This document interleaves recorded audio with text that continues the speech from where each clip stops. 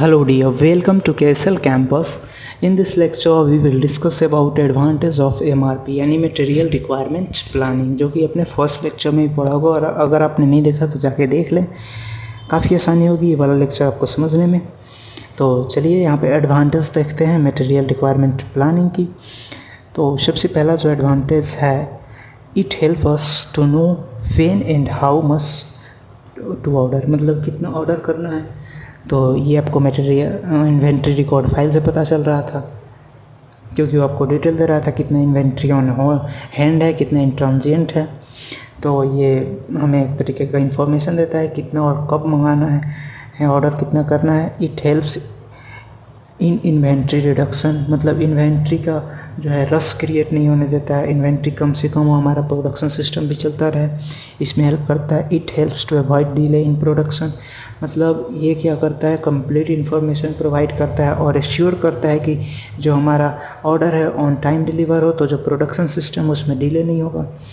ठीक है।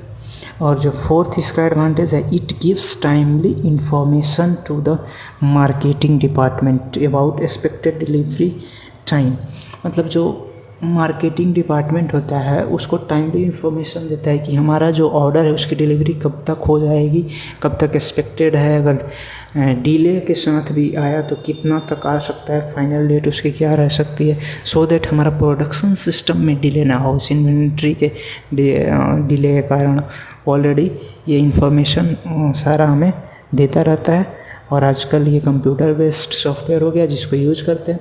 अब एक चार्ट के हिसाब से देख लेंगे कि आजकल क्या चल रहा है करेंट मार्केट में, करेंट फेज़ में। तो प्रोडक्शन सिस्टम में हमारा जो सबसे पहला जो फेज आता है वो MRP का, यानी मटेरियल रिक्वायरमेंट प्लानिंग, इसको मैक्सिमम रिटेल प्राइस ना समझ लेना। तो मटेरियल रिक्वायरमेंट प्लानिंग जिसको MRP 1 भी बोलते हैं। अब इसमें MRP में यानी मटेरियल रिक्वायरमेंट प्लानिंग में सेल्स को ऐड कर दिया जाए, मार्केटिंग को ऐड कर दिया जाए, फाइनेंस को ऐड कर दिया जाए और HR को ऐड कर दिया जाए। तो ये क्या बन जाएगा, ये हो जाएगा MRP 2, जिसको बोलेंगे मैन्युफैक्चरिंग रिसोर्स प्लानिंग। तो इन सारे को MRP में ऐड करने पे मटेरियल रिक्वायरमेंट प्लानिंग से मैन्युफैक्चरिंग रिसोर्स प्लानिंग उसका नाम हम दे दे रहे हैं और उसको MRP 2 के नाम से बोल दे रहे हैं। अब MRP 2 में अगर कस्टमर्स का फीडबैक जो है उसको ऐड कर लिया जाए, क्वालिटी कंट्रोल को ऐड कर लिया जाए और रिसर्च एंड डेवलपमेंट को ऐड कर लिया जाए, तो उसको क्या नया नाम देंगे, इंटरप्राइज रिसोर्स प्लानिंग, यानी शॉर्ट में ERP उसको बोलेंगे। तो ERP इतने चीज़ों को इंक्लूड किए हुए हैं। अब ERP में WWW यानी कि वर्ल्ड वाइड वेब इसको बोलते हैं, प्लस सेल्स प्लस कस्टमर्स को ऐड कर दिया जाए, तो उसको क्या नाम दे देंगे, ERP को। ERP का नाम चेंज हो जाएगा वर्ल्ड इंटीग्रेटेड प्लानिंग, जिसको शॉर्ट में WIP बोलते हैं। और करेंट फेज़ में यही ट्रेंड चल रहा है कि आपको सेल्स करनी है, आपको कस्टमर जुटाना है, कहाँ पे, वेबसाइट बना के।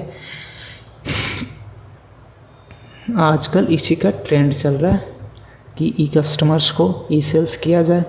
तो पहले का मार्केट यहाँ से निकल के यहाँ तक पहुँच चुका है। ओके, तो नाउ थैंक यू।